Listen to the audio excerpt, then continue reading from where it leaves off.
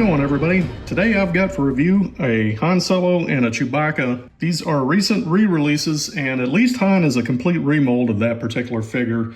Chewbacca I'm not 100% sure about. I think there is a lot about this figure that is pretty new, kind of re-engineered and that kind of thing, but I'm not 100% sure if everything on this figure is a completely new mold. I do have an older version that I had bought a while back and I hadn't pulled out of the package. Don't have that one handy right now, but this one is definitely different. It does have some lighter patches of fur and whatever. So to that point, as far as these figures getting re-released, Hasbro has been on a little bit of a tear recently with doing updated figures from their older, more classic figures and whatever. So I'm not 100% sure. If anybody happens to know, please leave me a comment. Couldn't find a definitive answer, but I think there's eventually going to be a new Obi-Wan Kenobi and maybe even a new C-3PO and R2-D2 from this setup, Star Wars A New Hope. So not sure about that, but I'm kind of hoping that'll be coming out. So on theme of these particular characters, we'll take a look at their box real quick. They got some beautiful box art on the side here of Han and Chewie. Yeah, a little bit of lore of each character on the back here. So you got number 10 and number 11 respectively. And I don't have in my head everything that came before them, but before they were released, you had Luke and Leia, which were number, well, 8 and 9, I guess. And the way the box art is set up is it's kind of like a panoramic or whatever, so you can get them all together there and it looks pretty nice. The boxes themselves would look pretty good on a shelf display or something like that, so it's a really good look. So on theme of re-released original figures, just to kind of give you a little bit of a throwback, in my last review for Luke and Leia, I showed off some 90s era Power of the Force figures, and I'll go ahead and do the same for Han and Chewie here. I do have some other versions that came in the green cards, but as far as these go, these are the originals from when this line first came out. I want to say it's about 95 or something like that, so we're talking 30 years ago. Still haven't taken them out of the card. They do have their charm and they're endearing. Back in the day, as anyone who's familiar with Power of the Force figures knows, they were ultra buff Giga Chad type characters, so they really went for that muscular, spends way too much at the gym kind of thing. So Han in particular here did come with his iconic blaster, and being that they were really selling these as action figures, for some reason came with a laser rifle, which doesn't have anything to do with the character in the movie. But, you know, extra little bit of selling point, I guess. And he's even listed as having a heavy assault rifle and blaster, so... Now, Chewbacca is a little bit of an interesting one here because he does have his bowcaster and he has this gigantic, I guess you'd want to call it a rifle, but that's really more like an arm cannon. So, and it is actually called bowcaster and heavy blaster rifle. So one thing that's interesting about these figures, and we'll show this off a little bit when I get the other guys out of their package, Chewie is not significantly taller than Han in this line. He's really kind of just like a hairy, ultra buff caveman or something like that. He's not the ultra tall 7.5 or 8 foot Wookiee that he's supposed to be. He's basically about Han Solo's same height. For whatever reason in this line, maybe they just didn't feel the need to spend extra money on plastic, or, you know, they were trying to cut corners. I don't know, but same height kind of killed his look. And you know, the funny thing is, in the original Star Wars line from like the 70s and 80s, he is quite a bit taller than Han and every other character though, so kind of an unusual choice. They really kind of cheaped out, I guess, on this version. So anyways, a little bit of a throwback there. In the meantime, we're going to pull out Mr. Red Devil here and get these guys opened. And if I didn't say before, I should mention, if it matters, that I bought these off of Hasbro's Star Wars Amazon store, and they had been on pre-order for a while. And I don't know if it's just something to do with, and they just recently got to me about last week or something like that, so I think they were originally slated for sometime in September, but they had jumped up the release date or whatever. So we got his iconic blaster here, and I did a little bit of research on this. Was kind of looking at this in the box and went, huh? Doesn't have any coloring, any paint or anything on it. At least in the original Star Wars movie, as I recall, it was a straight black pistol. I believe in later movies he had a kind of a brown wooden pistol grip or whatever, but if I remember right, in the first Star Wars movie, it's just completely black. So I think this is movie accurate, but it's a good looking pistol. And we have the scoundrel himself, Han Solo. This is a pretty good looking figure. I'm going to get his sidearm in the holster here and just set that aside for a second.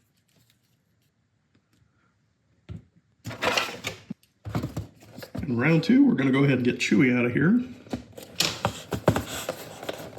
I'll tell you one thing.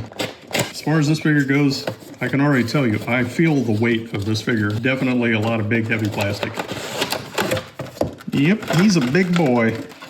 So what's interesting is they put the bowcaster in a separate molded plastic sleeve here, so I guess they just wanted to make sure this thing didn't get all bent up or whatever. Top part of the bowcaster here, and so I can kind of see why they wanted to keep this separate. So my piece is a little bit warped here. They have a lot of three-dimensional molded detail. So you kind of got the barrel of the gun here, which is separate from, I guess, the body of the gun. I'm not exactly sure what you call that. And you got a strap here, which is nice, but I could see where they didn't want this stuff getting all mashed and warped up or whatever. And interestingly enough, there are 2 sights on here. Actually, technically 3 sights. I'm not sure what that's all about. Gotta be movie accurate though. I'm sure that's the case. And the arms of the bowcaster are a little bit fiddly because there's just this little tiny plastic notch that's supposed to fit over the barrel. And yeah, this is fairly soft plastic. This isn't hard plastic by any means, so it's a little bit of a fidgety sort of whatever to get that worked on there correctly. Nice looking piece. And that is Chewbacca.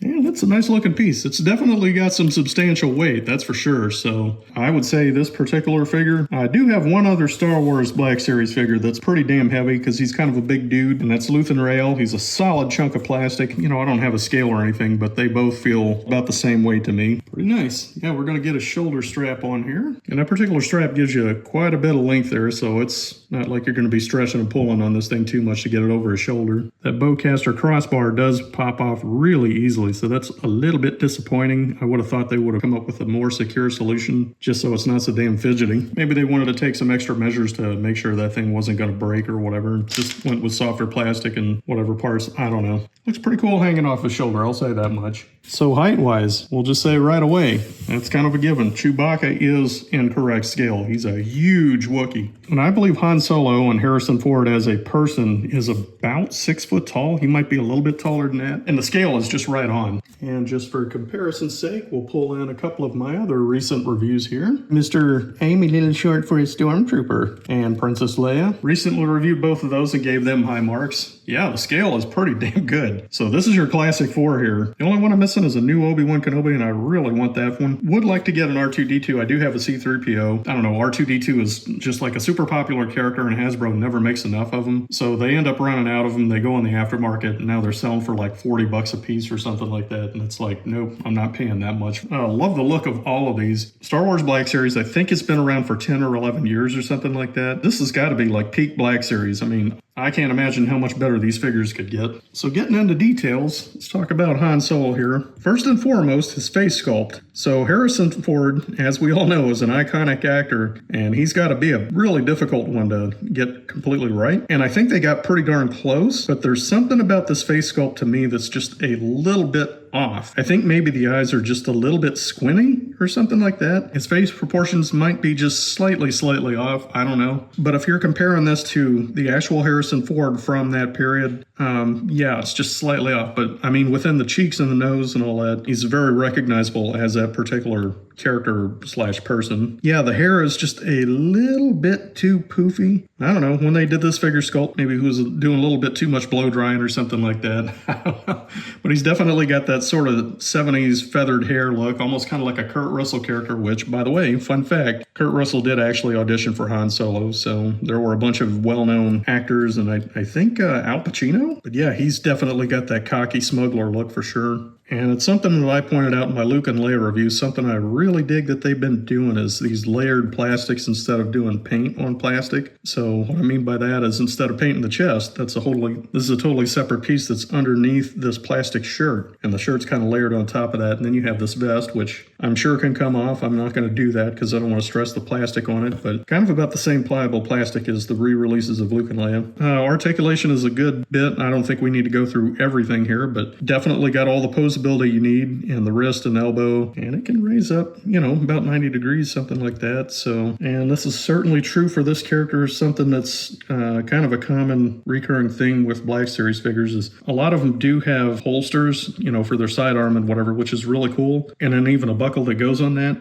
But the way it fits in there is the buckle never really quite closes really well on most of them. That's certainly true for this one, one way or the other. One thing I really appreciate about a figure like him is if he's able to get his arm ready to draw. And he definitely does that effortlessly. So that is very cool to me. Got great detail all over this figure. And I'm sure some of this is details that I have never noticed in the movie. But he's got a pants buckle right here, which is kind of nice. And then this whole holster piece, which has a lot of molded in details. I mean, I don't remember this particular thing, but I guess it's there in the movie. All these little extra, I got to assume these are blaster energy cartridges or something like that. Just beautiful detailing all around. It's got his pointer finger, got kind of a swivel in the knee there, which is interesting. They decided not to put a thigh rotation in there to keep the kind of pant line clean or whatever, which I think is a new and improved engineering technique. Something that's interesting here. Okay, yeah, that's a separate piece, and it's kind of a rotating piece, so he can kind of turn his foot in and out. They sort of hid the thigh rotation down below the knee, which I think is pretty clever. Got some good swiveling and turning rotation in the waist there, so... All right, finding all kinds of stuff by fiddling around with this. This piece is totally separate, so I guess you could call that an accessory. And again, I'm not sure what this thing is supposed to be, but so one minor quality complaint, or whatever you want to call that, is this piece does not want to attach very securely. So as you can see, it's got some paint residue that got right on the holster left over from the paint application of this little piece, but it's just held on there by a little notch, and it doesn't really hold on there securely. I don't know, I may end up like super gluing that or something just to keep it attached on there, because I've got a strong feeling that that piece is going to fall off eventually if I leave it unattended. But anyways, yeah, Han Solo, he can do the pointy thing like, hey, look out, here come Imperials, stay back or I'm gonna pull my gun on you. Yeah, that's gonna get annoying real freaking quick. Yeah, so anyways, whatever this piece is supposed to be, it's pretty cool looking, but as far as like its usefulness as a posable action figure, it's kind of a poor design choice in my opinion. But we'll try one more pose here, and this is the most important one. Oh man, that is effortless. Look at how easy that fit into his hand, right on the trigger finger. Hasbro absolutely nailed it. Actually, come to think of it, I'm going to put that in his hand. Set him aside for a second here and focus on his Wookiee co-pilot.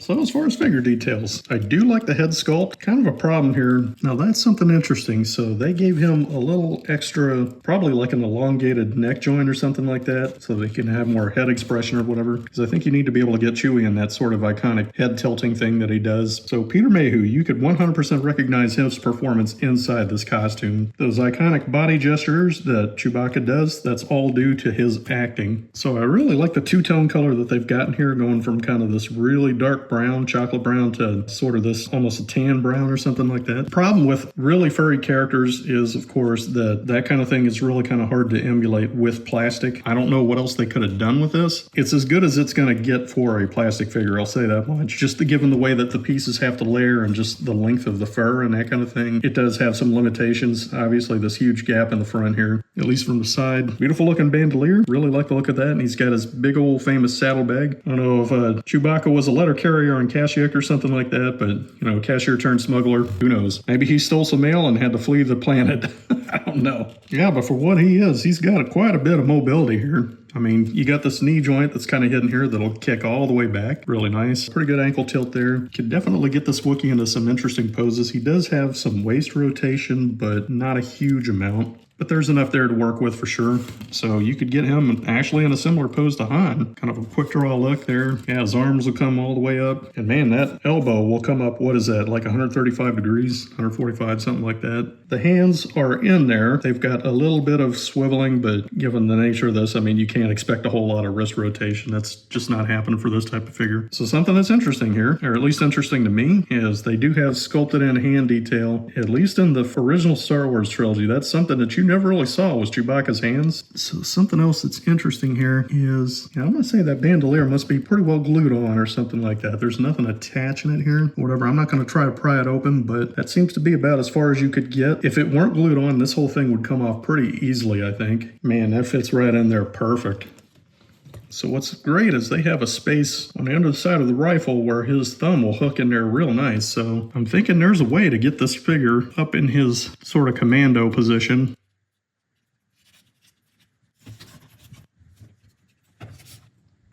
I'll say this much, I'm new to Star Wars Black Series. I don't know exactly what came before because these are my first Han and Chewie, well, my first out-of-the-box Han and Chewbacca figures. I gotta say, the two of these together look fantastic. It's a line I wanted to get into when it started up about a decade ago. Never quite did, and thankfully was able to come full circle. This is basically everything I would have dreamed of that this series could be. Wow, what a couple of really nicely done figures. That being the case, let's move on to some figure ratings.